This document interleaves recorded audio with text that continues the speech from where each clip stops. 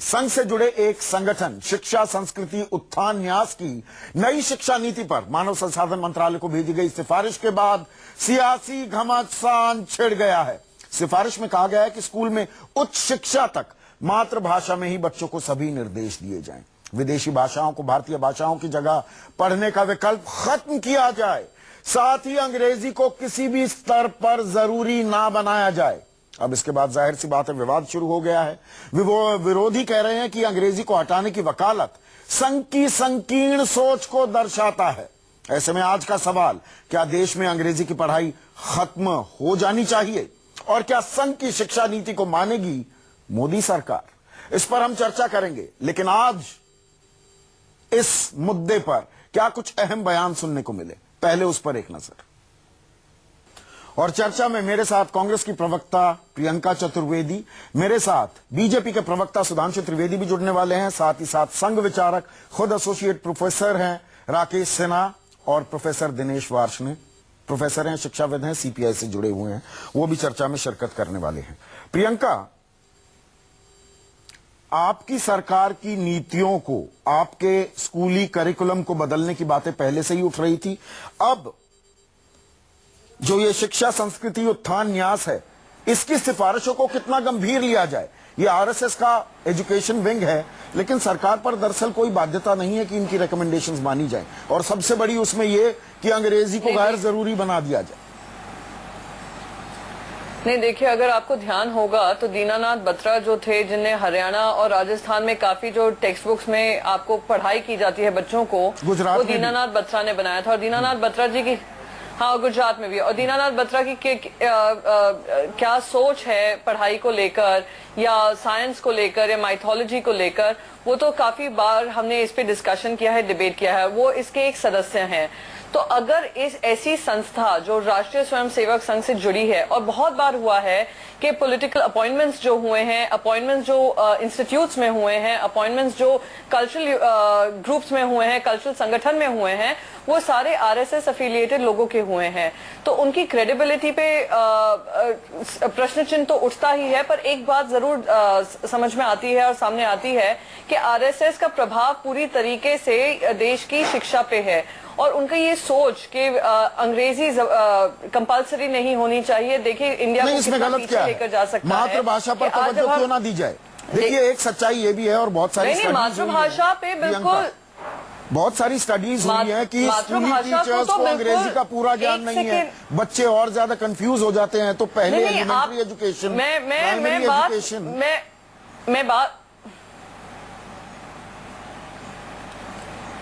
नहीं, ऐसा है, अगर संदीप जी हम ध्यान देंगे तो आज विदेशों में जब हमारे देशवासी जाकर काम करने जाते हैं, इंग्लैंड हुआ, यूरोपियन कंट्रीज हुई, अमेरिका हुआ, ऑस्ट्रेलिया हुआ, न्यूजीलैंड हुआ, एक यूनिवर्सल लैंग्वेज की तौर से निकला है। ना कि ऐसा नहीं है हमें कुछ इंग्लिश से लगाव है, पर अगर हमें इंडियन इकोनॉमी को हब बनाना है और हमें इन्वेस्टमेंट की तरफ देखना है, जॉब क्रिएशन देश में करने हैं, और विदेशों में जा जाकर नौकरियां ढूंढते हैं हमारे लोग और अच्छे पद पे रहते हैं, तो उसमें अंग्रेजी जानना जरूरी बनता है। हम कहीं नहीं कह रहे हैं कि आप मातृभाषा को दूर करें या मातृभाषा को नहीं सिखाया जाए, पर ये जोर डालना कि अंग्रेजी नहीं पढ़ाई जानी चाहिए या अंग्रेजी पे जोर नहीं डालना चाहिए, ये हमारे देश को पीछे ही लेकर जाएगा, कोई आगे की सोच लेकर नहीं लाएगा, या देश को दुनिया में जो हम सम्मिलित करने की बात करते हैं, वासुदेव कुटुंबकम करते हैं, तो किस तरीके से होगा, किस भाषा के अनुसार होगा?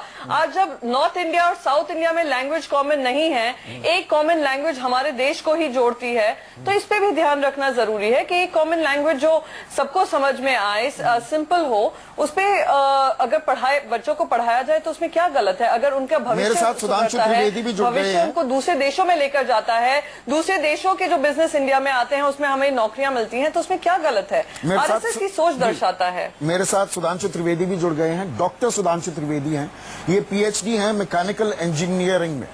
मुझे सुधांशु एक चीज बताइए, ये अंग्रेजी से यकायक नफरत क्यों हो गई कि अंग्रेजी को गैर जरूरी बनाया जाए? अंग्रेजी के बिना काम चल सकता है क्या? क्या ये व्यवहारिक है या ये संघ की सोच थोपी जा रही है देश पर? कोशिश है। देखिए, मैं बात स्पष्ट करना चाहता हूं कि ऐसा कोई भी सुझाव न तो संघ ने दिया है और न सरकार की तरफ से उसका कोई उत्तर प्रत्युत्तर या विचार किया गया है। सरकार पूरी तरीके से जो हमारा त्रिभाषा फार्मूला है उसके ऊपर कमिटेड है।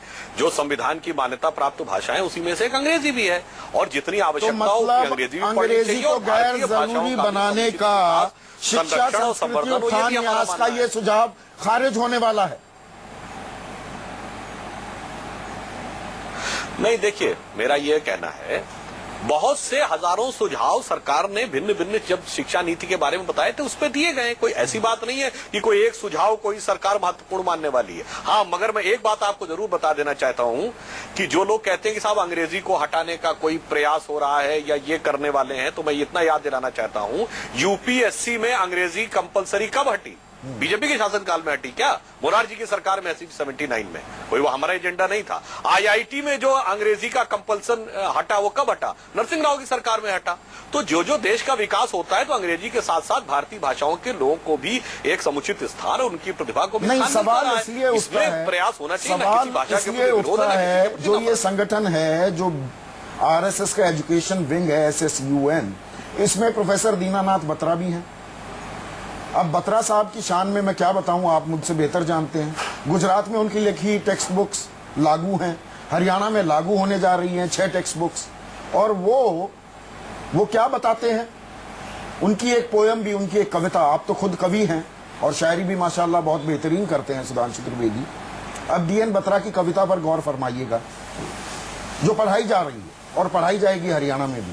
मैंने स्वप्न लिया है विद्यालय के निर्माण का, हिंदुत्व की नींव पर, देशभक्ति के आधार पर। यह शुरुआत तो नहीं हो रही है, गुजरात में हो गई, हरियाणा में होने जा रही है। यही देशवासी, एक आम देशवासी ये सवाल पूछ रहा है, ये पूरे भारत पर ये सोच तो थोपी नहीं जाएगी। देखिए, ये जिसको आप सोच कहते हैं, बहुत हम लोग बहस कर चुके हैं इस विषय के ऊपर संदीप जी। हिंदुत्व शब्द सबसे पहले कब आया है? डिस्कवरी ऑफ इंडिया में पेज नंबर 74-75 के आसपास जवाहरलाल नेहरू लिखते हैं कि 10वीं शताब्दी के आसपास पहली बार भारत के समस्त वासियों के लिए हिंदुत्व शब्द आता है। आप कोर्ट की व्याख्या और वो संघ की व्याख्या छोड़ दीजिए, जो नेहरू ने कहा उसको मान लीजिए। और जो आपने कहा कि शिक्षा पे, तो आपने कविता की बात कही, तो एक लाइन कविता में फिर कहना चाहूंगा, जो कुछ हमने अपनी शिक्षा व्यवस्था बनाई है कि वेशवाणी तत्व दर्शन दूसरों से यह सभी ले, विकृति को हम ग्रहण करते, निज प्रकृति को आज भूले, इस विदेशी नकल को अब अस्मिता क्या मान ले, हम हो गए हैं स्वप्न सब साकार कैसे मान ले हम। तो ये भी हमें ध्यान रखना होगा। तो वही तो पूछ रहा हूँ, धीरे धीरे जो गुजरात में हुआ, जो हरियाणा में होने जा रहा है, देशव्यापी उसको भी हमें साथ साथ सम्मान देना चाहिए। देशव्यापी स्तर पर तो नहीं होगा कि IIM NIT इन जगह भी, संदीप जी, सब जगह अंग्रेजी को हटा दो, इन जगह भी संदीप जी, सब जगह अंग्रेजी को हटा दो। ये किस बात, ये कौन सी देशभक्ति है कि अंग्रेजी से नफरत करके आप बड़े देशभक्त हो जाते हैं? मैं एक ही प्रॉब्लम बताऊंगा। हाँ। संदीप जी, इस विषय पे हम लोग इस मिनट में नहीं कर पाए, 2 उदाहरण देके बता दूंगा। हाँ। जब योग को मध्य प्रदेश और छत्तीसगढ़ की सरकारें 2013 में लागू करते हैं तो हल्ला मचाया जाता है सेफलाइजेशन, और 190 देश उसको स्वीकार कर लेते हैं। ये वास्तविकता थी। जब वैदिक गणित हम लागू करते हैं तो हल्ला मचता है। जब तमाम यूनिवर्सिटी विश्व की लागू करती है, लंदन इंस्टीट्यूट ऑफ इकोनॉमिक्स करती है, ऐसी चीज को उठाकर ले, तो हम ये कह रहे हैं ना, बहुत से ऐसे एलिमेंट हैं, हम किसी विचारधारा के विशेष के आग्रह के कारण किसी ज्ञान से अपनी पीढ़ी को वंचित क्यों रखें? नहीं, तो वो विचारधारा जरूरी हो जाती है ना राकेश सिन्हा। पिछले साल गोवा में सरसंघचालक मोहन भागवत कहते हैं कि देखिए, अंग्रेजी में पढ़ाई जो है ना, अंग्रेजी में अगर आप पढ़ते हैं तो ब्रेड एंड बटर तो कमा सकते हैं, रोजी रोटी कमा लेंगे, लेकिन हमें अपनी मातृभाषाएं बढ़ानी होंगी। उससे आप बेहतर इंसान बनाने में, बेहतर जनरेशंस बनाने में ज्यादा कामयाब होंगे। तो मुझे ये बताइए, पढ़ाई लिखाई, देखिए दार्शनिक बातें तो वो तो कर सकते हैं, वो तो सरसंघचालक हैं। मैं एक आम आदमी का सवाल पूछ रहा हूं। मैं पढ़ाई लिखाई मैं करता हूं, अपने बच्चों को करवाता हूं, रोजी रोटी के लिए ही तो करवा रहा हूं, और किस लिए करवा रहा हूं? मैं बिल्कुल बेसिक लेवल की बात पूछ रहा हूं आपसे। संदीप जी, आप एकदम ठीक बोल रहे हैं कि रोजी रोटी के साथ एक कहानी का शीर्षक है गेहूं और गुलाब, आपने पढ़ा होगा, राम और रोटी। देखिए, रोजी रोटी के साथ संस्कार जरूरी है। हम एक आर्थिक मानव नहीं तैयार कर रहे हैं। दूसरे एक महत्वपूर्ण बात जो आप डिबेट कर रहे हैं, वो डिबेट कोई आइसोलेटेड डिबेट नहीं है। पूरी दुनिया में ये डिबेट चल रहा है, उसका नाम है डीकोलोनाइजेशन। जो औपनिवेशिक काल के कारण पश्चिम की संस्कृति, पश्चिम की भाषा, पश्चिम के समाज ने हमारे ऊपर एक मानसिक रूप से दबाव डाला है, हमारे मानसिक डाला है, दिया है, उससे बाहर किसने डाला है? ये तो हमारा ही भाव है, हमारा अमेरिका में हो रही है, भारत में हो रहा है, हमारा ही भाव नहीं है। मेरी बात सुन लीजिए, मुझे फिर ये बताइए राकेश सिन्हा, अरुण जेटली ने जहाँ तालीम हासिल की, स्मृति ईरानी ने जो तालीम हासिल की ज्यादा नहीं कर पाई, पर जो शुरुआती तालीम हासिल की, या जो जयंत सिन्हा ने तालीम हासिल की, ये सारी तालीम गलत थी।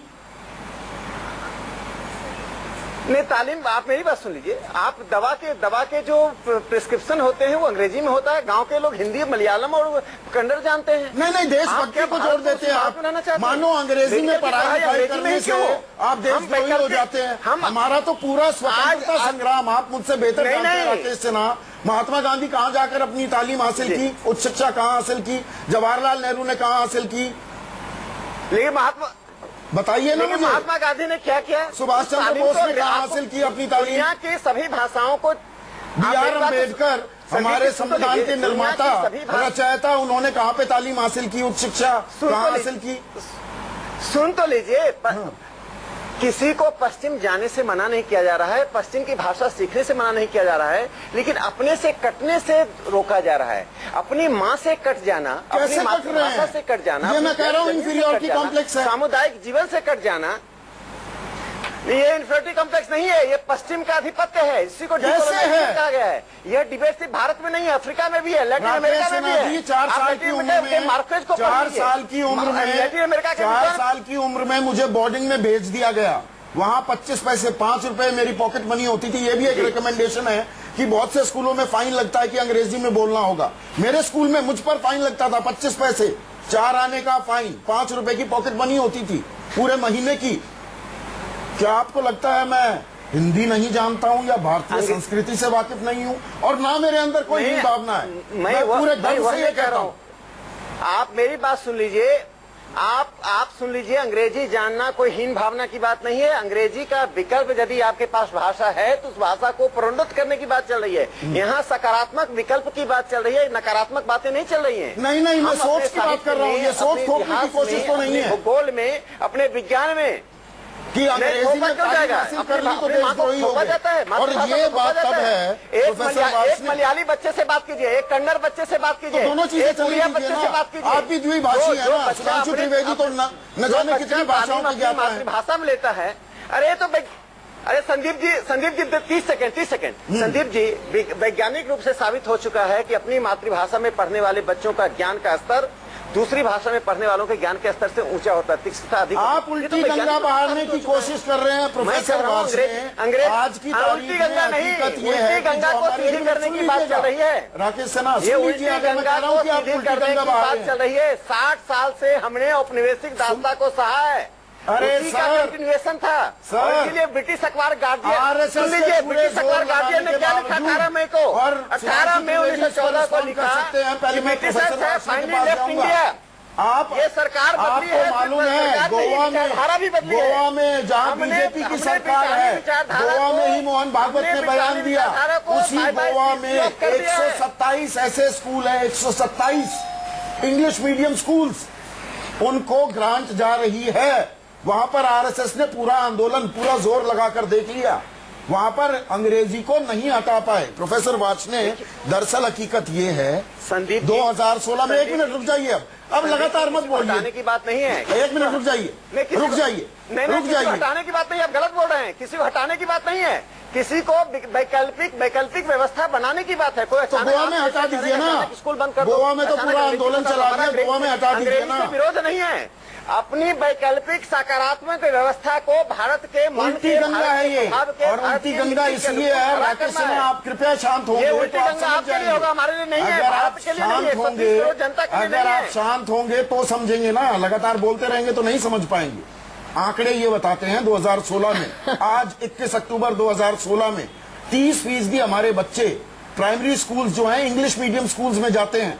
10 साल पहले ये तादाद 15% थी, और 2020 तक 50% हमारे बच्चे ऐसे स्कूलों में जाएंगे जो इंग्लिश मीडियम के हैं।